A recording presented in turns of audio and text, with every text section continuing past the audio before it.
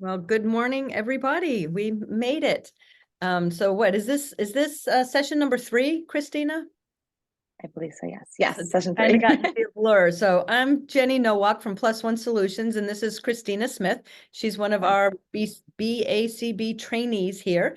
And Christina is walking us through acceptance and commitment therapy for behavior analysts in a journal club format. So Christina, take it away. Great. Good morning, everyone. Thank you for joining us on this gorgeous Friday morning. Let me just get our screen loaded here.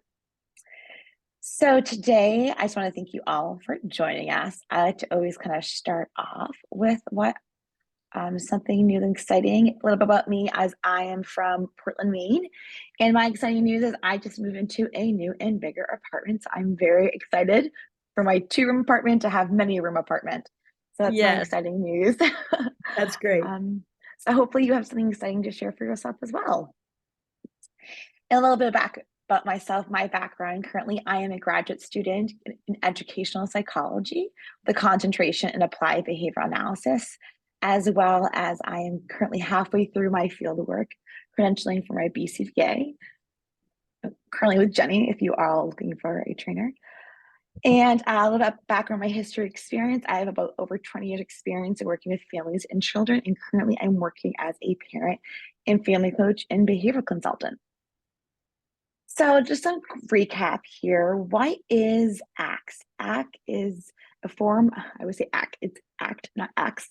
It's a form of psychotherapy and clinical behavior analysis that is action-oriented, utilizing acceptance and mindfulness of all emotions to make effective behavioral change. So that's why I do love that it's effective behavior change.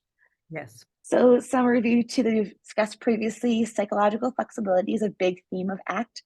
Its main focus are contact with the present moment, acceptance, diffusion, values, committed actions, and self as contact, excuse me.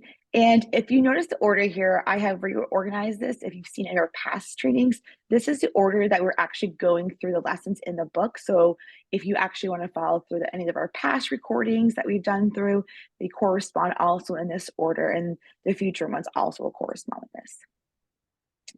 So if you are looking, you've missed some of the past journal club questions, you're trying to catch up, you missed something, you want to go back, we do have recorded sessions of the previous sessions here.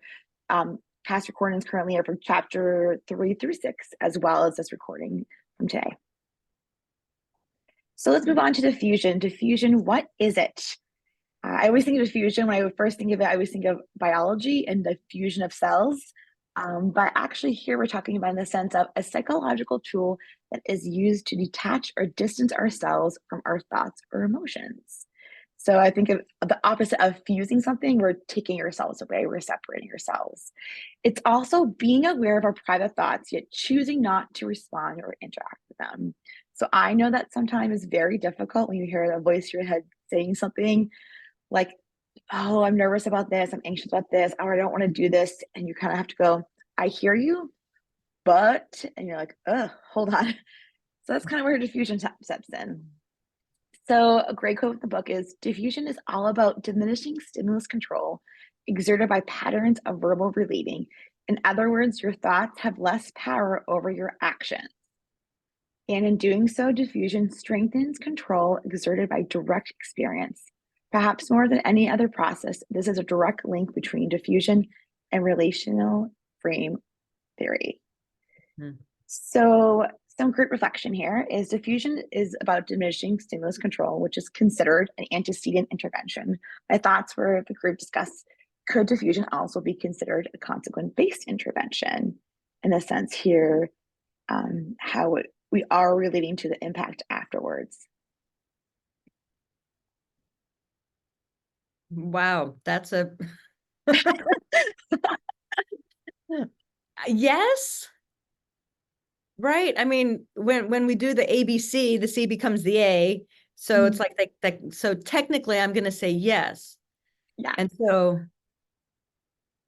I had some thoughts on this too. So one of the books talked about sometimes we do this thing when we're nervous about something. I know I do this thing is that sometimes we change it to a silly little song to make yourself less nervous. So if I'm holding something, I'm a very clumsy person. I'm really like, oh, I'm gonna fall. And like I'm carrying something. And for some reason, that silly little song always makes me either a little more aware of where I'm stepping or less anxious about falling. And the book kind of talks about this. So really I'm continuously reinforcing myself that I'm gonna be okay through this. Yeah. And the book had a great quote that corresponded with this that said, consequences like social praise are offset this history and build trust that can be shaped with practicing diffusion. Even more broadly, creating a culture within the workplace where it's okay to act silly and to express one's thoughts and feelings in a way and to socially reinforce or reward creative expression of this kind becomes a new normal. So I always think I work with kids a lot. So a lot of times I have to be really silly.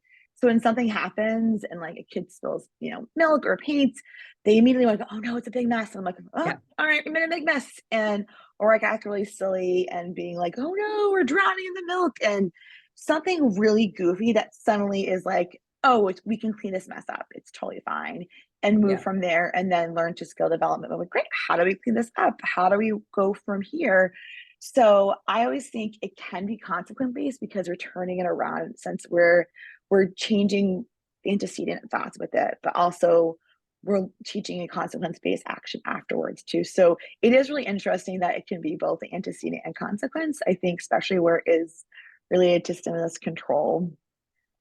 Just kind of wanted everyone's thoughts on that too, because it is one of those that are like, well, could it be thoughts? Yeah. Yeah. So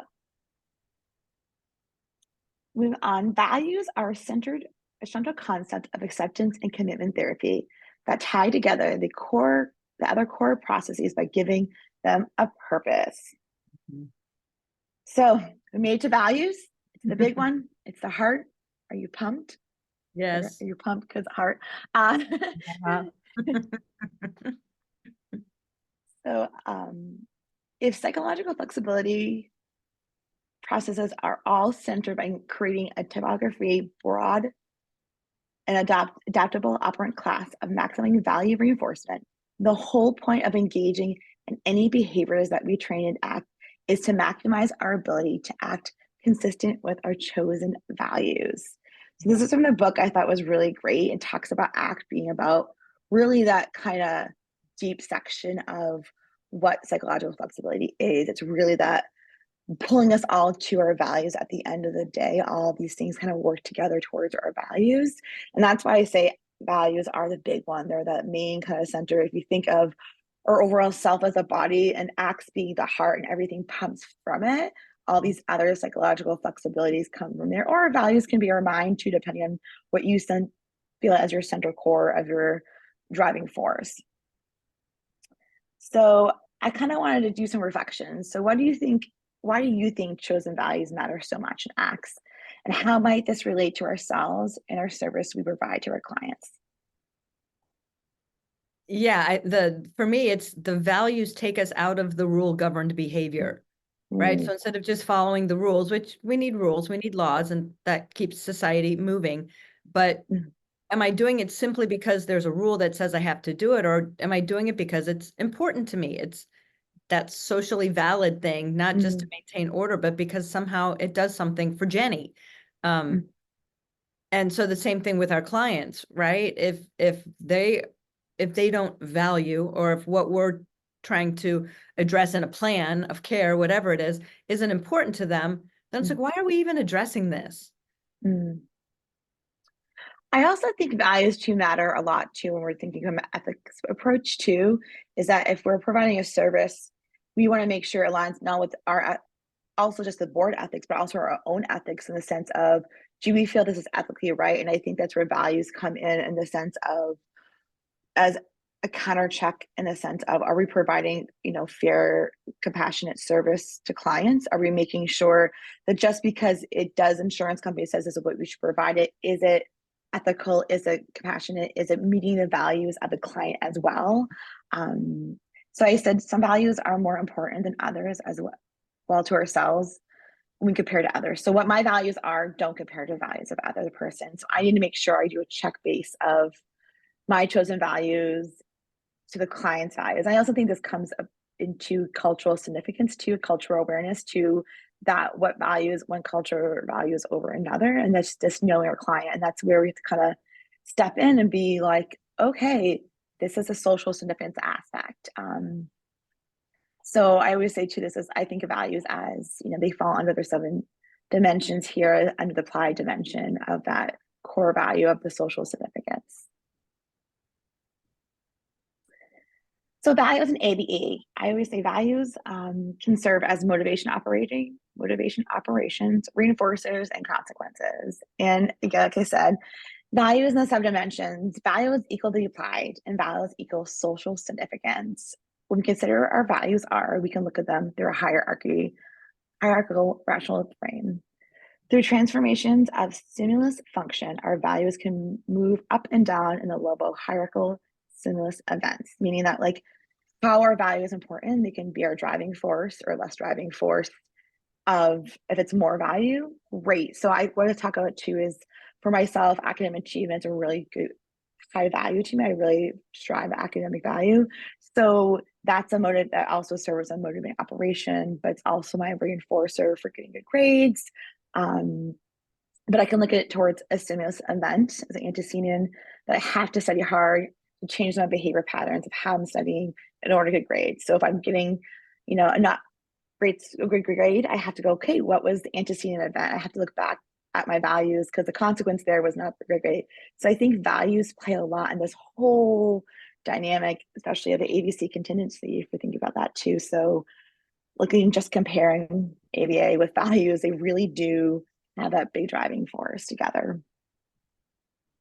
Yes. So values are the reason why we engage in science in the first place.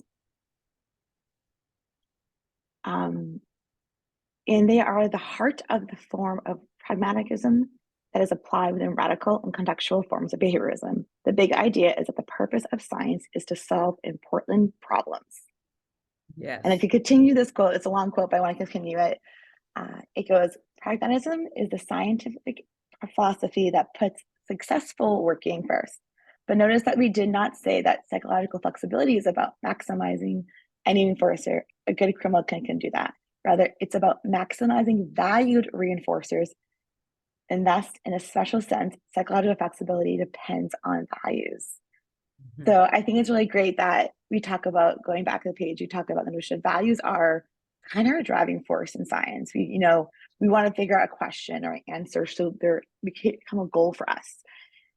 However, when we look at it from a more psychological flexible approach, it depends on the values in the sense of like what we are valuing, what we're going to seek an answer to, in the sense of what science we study versus chemistry or biology or psychology is a value to us in that sense too, what answers we're trying to find. So some closing thoughts here is, I apologize, I think I'm missing a slide here. I apologize, I thought I had a slide here that talked about why, don't know where it is, I apologize. So I must have deleted it. It's about talking about why do you think it's important for us to consider ourselves as, the values in science? Like, how do you feel our science is our driving force or our value when it comes to ABA? Ask me that again. I did ask that. Give me just a moment. I thought I had a slide here that asked that question. Give me just one moment. I do want to ask this question because it was a question that I probably put on the wrong slideshow. I'll talk for a minute then while you're looking. Right. Yeah. Because, I mean, values is one of my favorite places to start, whether it's parents or trainees or my husband, my family. And for us, the reason why we keep coming back to how important values are is because depending on what job we're doing in the moment, the values change, right? My values as a mom are not the same values as my values as a behavior analyst, or my values as a consultant in somebody's house might not be the same top value as a behavior analyst as supervisor with my trainees, right? Because our end goal is different. And so even though the science stays the same, and if you know me, I ABA the heck out of everything, but the values that are driving the science change. And to me, that's just one of the things that makes this whole approach so apprehendable, right? So learnable, so engaging, is that it's not the same all the time, but the process is the same. And if we can keep tying that back into our values, right? Over here, I'm looking at my values of safety for this child. Over here, I'm looking at my value of pursuing education for the trainees and that. But the process of the science gets to stay the same, right? We do the assessment. What's working, what's not working? What skills do you want to improve? What skills need to decrease? Wow, how are we going to do this? What resources do we have? So the process stays the same, but because the values can change, then I get to do something new and different every place that I go.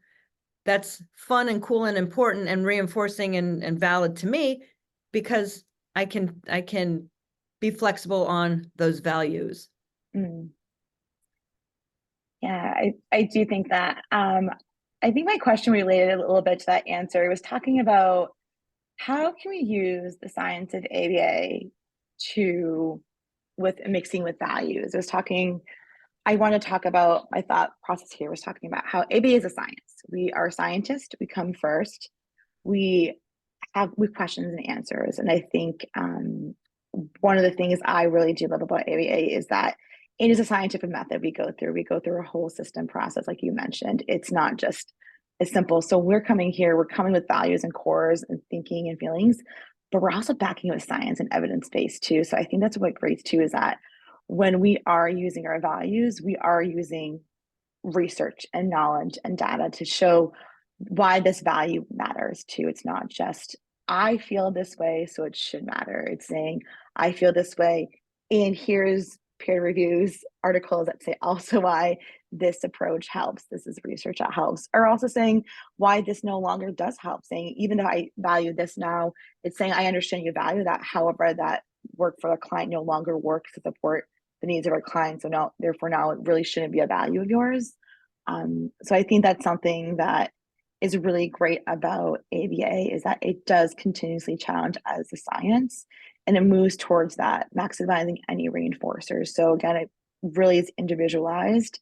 And I think the individualized values of our clients and ourselves are important. And I think that's why ABA is so great because we have so many fields we can work to because we can work in a field that we value, that we want to work in with ABA, not just a one size fit all, that everything can be ABA, that we can find that I work with children and families because that's a field that I value. That's something I enjoy.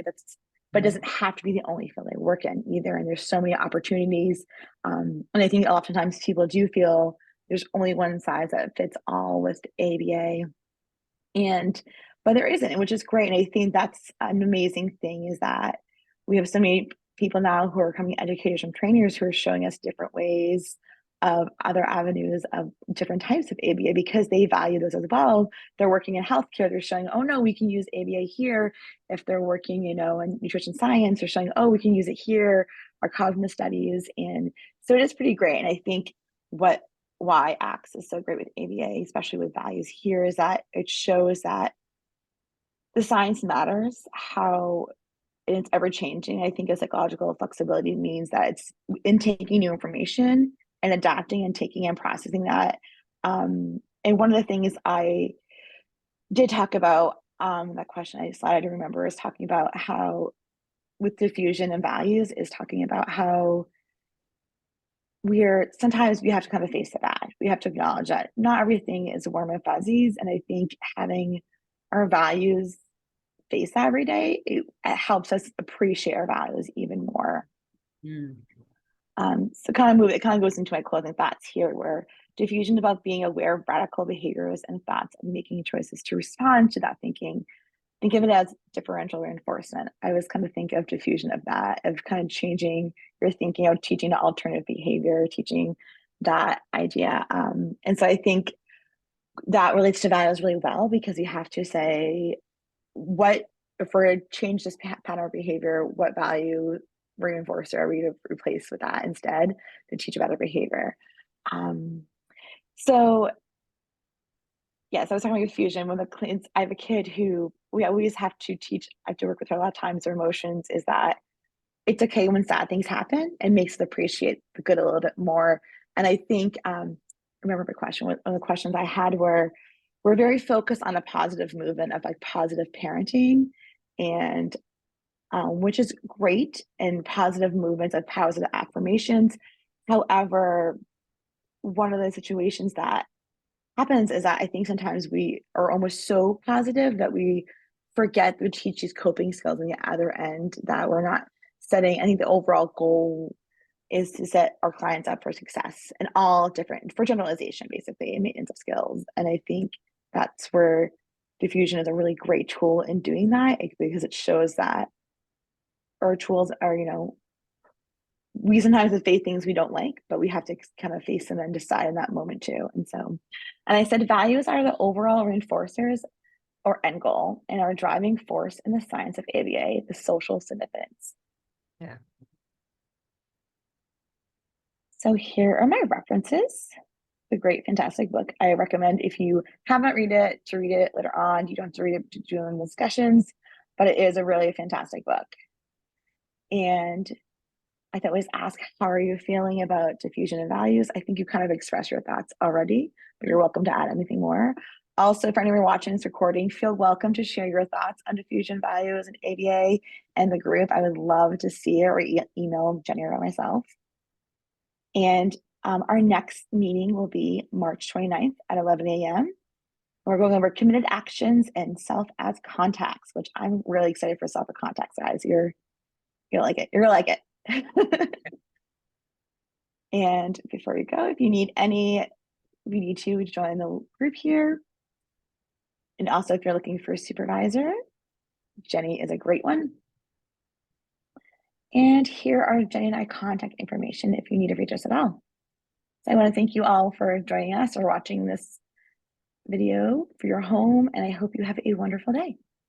Yeah, that's great. Thank you, Christina. And I will post, I'll send it out in our follow-up email, but I'll also stick it in the free tips and hacks group, a values sort, where they can cut out the cards and go through the 80 different values. There are bazillions, but whoever made this up picked 80, and you just sort through them. And it's a fun activity. You can do it as an individual, you can do it as a couple, you can do it as a family, you can do it with your families, right? Why are we doing this ABA therapy? Why is this important to you? And so it's just nice to pull those cards out every now and again and go back through it and say, are my values the same as they were a year ago? Am I moving in the same direction? Is what's motivating me the same thing? And sometimes it surprises you what come up on those cards that you're like, I'm not sure I would have said that. Or that one's supposed to be a high value for me, but it's just not. I threw that away on the first go through, right? So I will stick that in the Facebook group and in the email so that folks can have just an actual tool to take a look at their values. Thank you. Yeah, absolutely. And then we'll see everybody next week, because that is next week.